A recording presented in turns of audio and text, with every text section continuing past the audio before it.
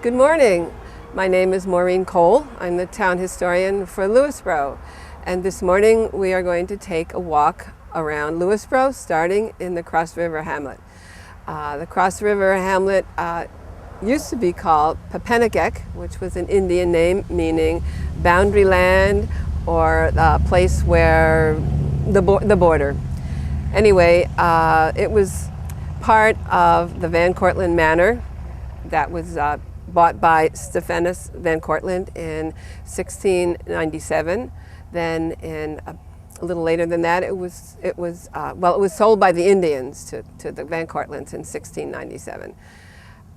There really were not very many people living here. In fact, I don't think any settlement started until about 1723, or maybe a little later.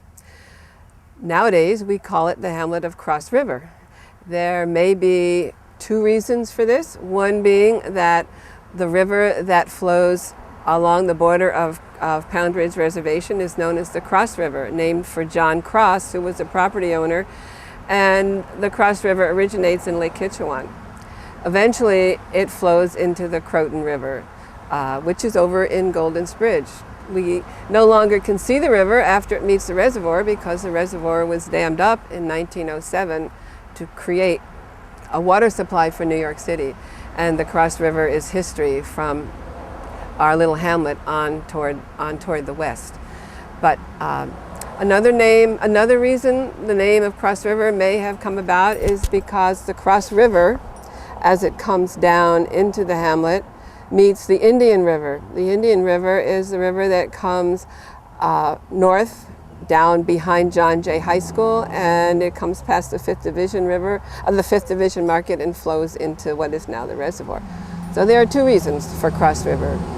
I think historically we'll go with the John Cross reason, but thinking a little bit more about this, Cross River could have been a crossroads in another way, because in 1865 the White Plains Danbury Northern Railroad was proposed to go from the White Plains area through Danbury and further north.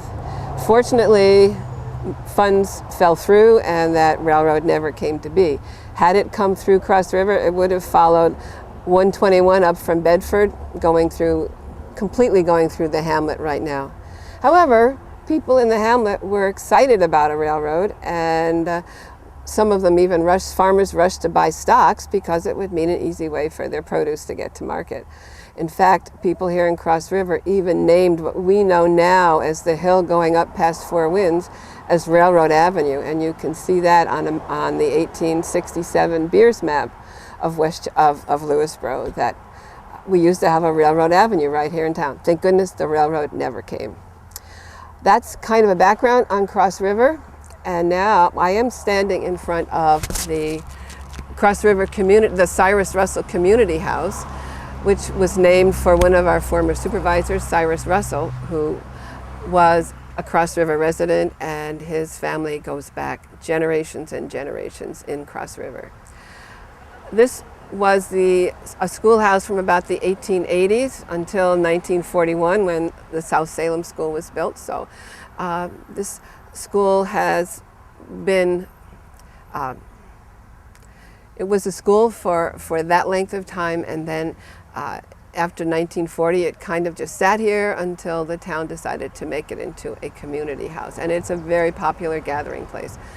A little bit about Cyrus Russell. Cyrus Russell was, as I said, supervisor from 1961 to 1969.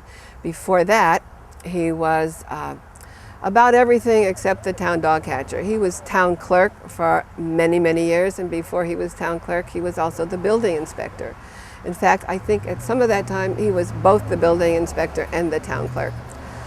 One of his claims to fame is that in the 1950s, Marilyn Monroe and Arthur Miller came here for their marriage certificate, for their marriage license. And in Cyrus's home, which is down on 121, he had the privilege of hosting Marilyn Monroe, something that I guess this town would never get over. Anyway, back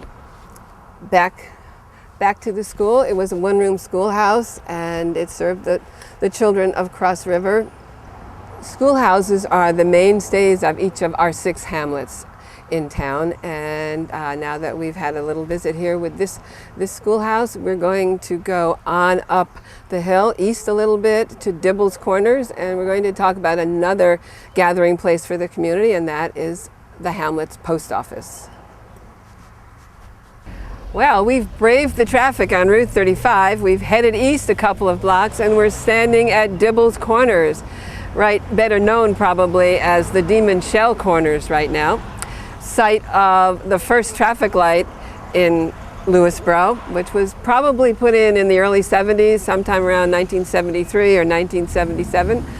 But right now, we are standing in front of the 3rd Cross River Post Office. This building, this little addition here you see to my right, was built in 1964 to house the post office, and postmistress Ruth Rohner reigned supreme here until the shopping center was built 5 or 6 years later, and then they moved the post office to where you see it today, in the middle of the Cross River Shopping Center. I think even today the post office in Cross River closes at noontime or around the middle of the day. Well, that may be because Ruth Rohner, when she was running the post office, she had lunch hours. The post office went from 9 to 1:30, and then she took an hour off, and then the post office was open again from 2:30 to 6. Postal regulations, I guess, were a little different in those days. You could keep your own hours. As I said, this is the 3rd post office. The 1st post office no longer extant. It was in the Hunt General Store, which was at the corner of 121 and 35 on the northerly corner. That was taken down when the reservoir was built. Since that post office was no longer able to function as part of the Hunt General Store, moved across the street to what is now 5th Division Market. It was in 5th Division Market until 1931, when Chapman Miller built a new post office. The post office that Chapman Miller built in 1931 served until 1964, but one of the benefits of going to Chapman Miller's post office was that he and his wife and his daughters loved to bake, and they would have breads and pastries for sale at the post office. So if you didn't want to come for your mail, you could come for your bread. And people even came up on Sundays, when this was a busy weekend drive, to stop by the post office and get some bread from Chapman Miller. That ends the saga of the Cross River post offices. Now we're going to turn our attention across the intersection to the site of Katu's Log Cabin.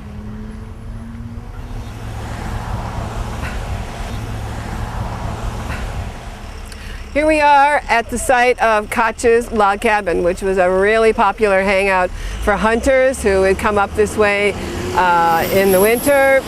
Each hunter had his own mug that used to hang from behind the bar. It was also a place for ice cream for younger children. Katu's Log Cabin was really popular during the 30s and the 40s, and suffered a couple of fires in the late 50s, early 60s. But by 1968, its time was over, it was demolished, and now we have the Cross River Shell. And now on to Markmead Road and the Post Road mile marker. Here we are on Markmead Road.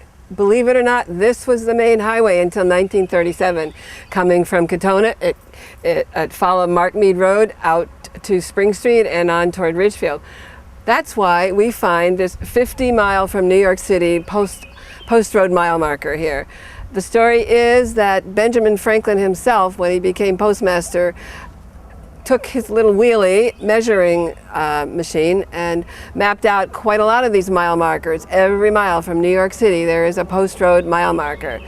This mile marker says 50 miles from New York, and we are on the Danbury Post Road. This was the post road that would have come up from White Plains, come through here, gone to Ridgefield, and continued on to Danbury. Actually, we have 3 mile markers in our town.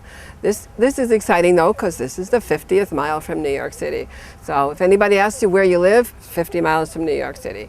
At Meade Street, the post road divided. It continued what we know as Route 35 on up to Ridgefield and Danbury, but at Meade Street it hung a left and it went toward Vermont. And there's another mile marker that is on Meade Street. There's also one on Route 35 before you get to Meade Street. So if you have a chance, you might want to try looking for these mile markers. There's one more just before you get to Cross River on 121 too. So have fun searching.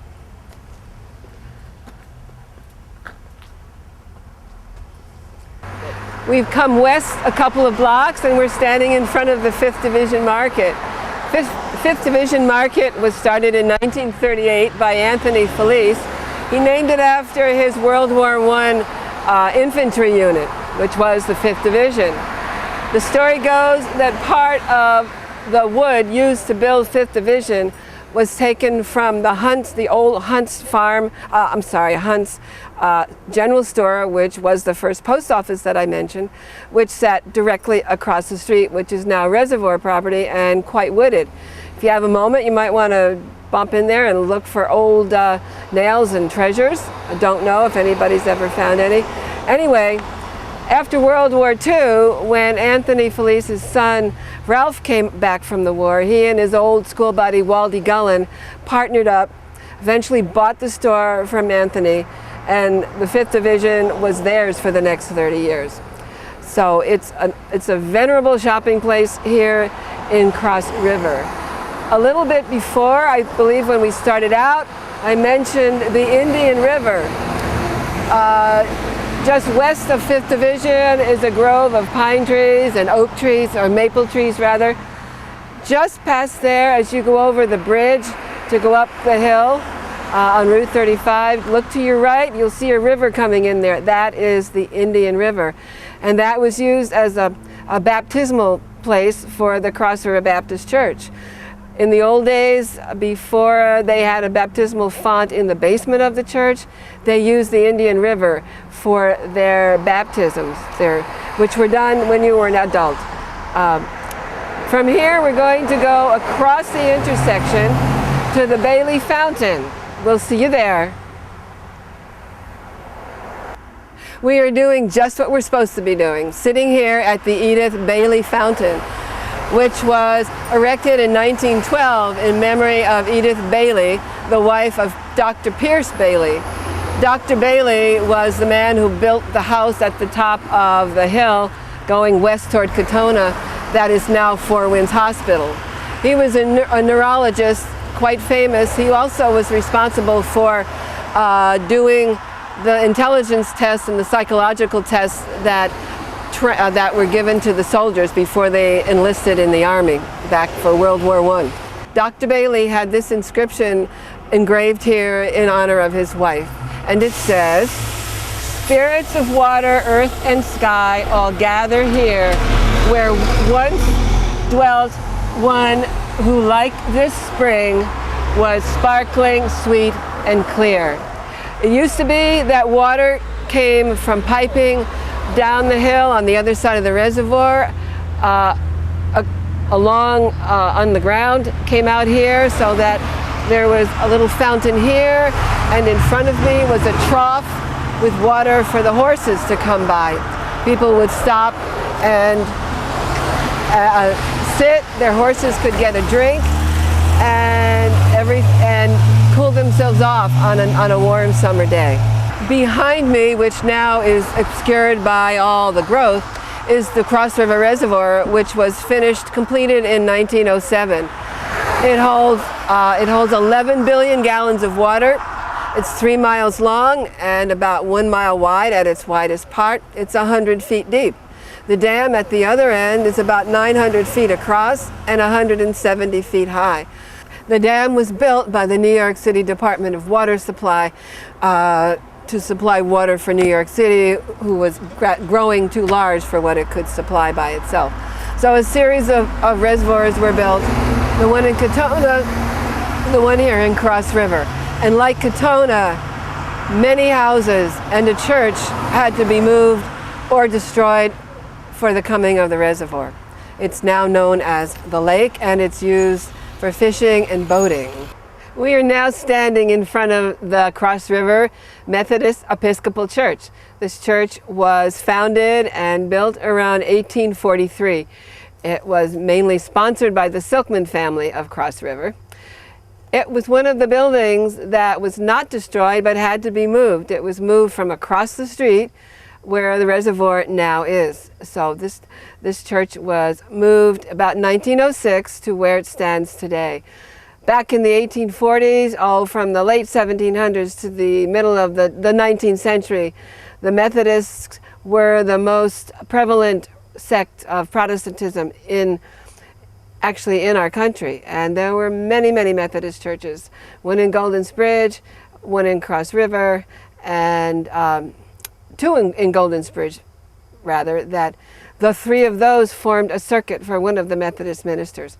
So it never was a huge congregation, but back in the 20s, 30s, and 40s, it had services almost every week, and it attracted many of the Cross River citizens. We are going to go from here, though, down to the Baptist church, which did not have to be moved when the reservoir was made. So we'll see you at the Baptist church.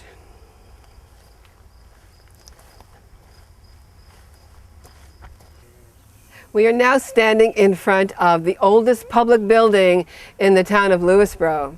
This is the Cross River Baptist Church, which was organized in 1789 by a group of Baptists from Bedford. They came to Cross River and petitioned the Baptist congregations to have their own church here. In 1791, the church was built. Before that, they met in members of the congregation's home. I love this building because if we could get inside, we would see that it is your iconic New England late 1700s architecture, and just a very, very peaceful place to sit and worship or just rest a while. In the 1800s, the mid-1800s, they did put on the steeple. They added a taller steeple, and they added the little part called a gallery, which is in the south end of the church. The original church was about 30 feet by 36. The gallery added another maybe 20 feet to it, and it added the steeple. The Baptist congregation has endured from the 1790s until today, when there are just a few old-timers who still call it their place of worship. From here, we will travel into the reservation.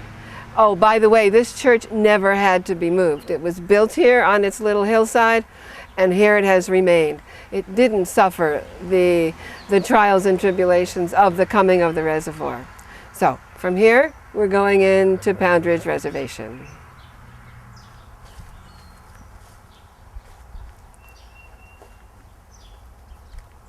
We are now standing in the Avery Cemetery, one of Lewisboro's 16 cemeteries. It began as the Avery Family Cemetery and contains about 180 plus graves. The Averys were a very prominent family in Cross River. There are also many Whitman graves in here. There are Millers, there are Piatts. All these names are the names that made Cross River history, and now they are resting peacefully in this charming cemetery, a very restful piece. It's on Schoolhouse Road. Schoolhouse Road is one of the old roads that ran through the reservation, or ran through the farms before the reservation was made. Almost across the street, according to old maps, stood the school, which made this Schoolhouse Road. This cemetery is still receiving burials. but only if you have a connection, I believe, to families that are already buried here. This cemetery was inventoried in 2009 by Garrett Kennedy as an Eagle project, and he found 183 stones that he could inventory. He also was working from the last inventory that was done in 1941, in which there were 187 stones. So obviously some of these stones have disappeared due to weathering, due to cracking, due to all those forces which kind of are hold the cemetery. When the first cemetery census was done in 1941, there were 187 graves that could be counted. In 2009, that number was 183. Some of the graves having fallen into disrepair, the stones maybe falling over and are now buried under the turf. For whatever, this is the only Lewisboro cemetery here on the reservation, and it is one of our historic cemeteries and probably will be awarded a plaque by the town board as one of our town landmarks. From the cemetery, we are going to go down to a building built by the CCC in the late 1930s, because that is the other heritage of Ward Pound Ridge Reservation. So we will see you at one of the buildings built by the CCC guys back before World War II. And here we are at the WPA Gallery at the entrance to Ward Pound Ridge Reservation. This was one of the buildings built by the Civil Conservation Corps, one of Roosevelt's WPA projects during the Depression and before World War II. Pound Ridge Reservation was home to Camp Merkel, which served about 200 to 300 boys, they called them, the CCC boys. They were teenagers and young men who came for work. They made $30 a week. 25 of those dollars had to be sent home to their parents. They got $5 a week to do whatever they wanted, and often they wandered into downtown Cross River and went to the various taverns that were there then, the restaurants, and occasionally they went to the Baptist church for a Halloween party or a Christmas party. Meanwhile, while they were here at the res, they worked hard. It was a quasi-army situation run by the Department of the Interior, and these men built some of the park roads. They built all the trail shelters that people use for camping nowadays. The Trailside Museum was built by the CCC guys, and the Trailside Museum is one of the first, if not the first, nature museums in the country. The biggest project the CCC boys undertook was to replant the reservation, a reforestation project, planting pine trees by the millions. Shortly before the CCC became operative, a lot of the American chestnuts and some of the other trees had suffered from a blight, and so the area was really deforested. As we leave this building, we'll take a look at some of the trees that are still remaining. Several years ago, there was a serious downburst here, kind of like a mini tornado, which leveled several parts of the park, one of them being on the entrance road, where hundreds of trees were snapped in two or knocked down totally. Now the park has undertaken to replant some of those trees. One of the tragedies of that downburst was the felling of grandfather oak in the reservation meadow, a tree which had stood for 500 to 600 years, had survived an airplane crash into its branches, and yet was finally laid low by this downburst. Some of the things that the CCC kids learned here went on to shape their lives. Some of them went into the Army, and some of them went home. But as I said, as we leave here, we're going to go back down the entrance road and take a look at some of the trees that are still standing that were planted about 70 years ago.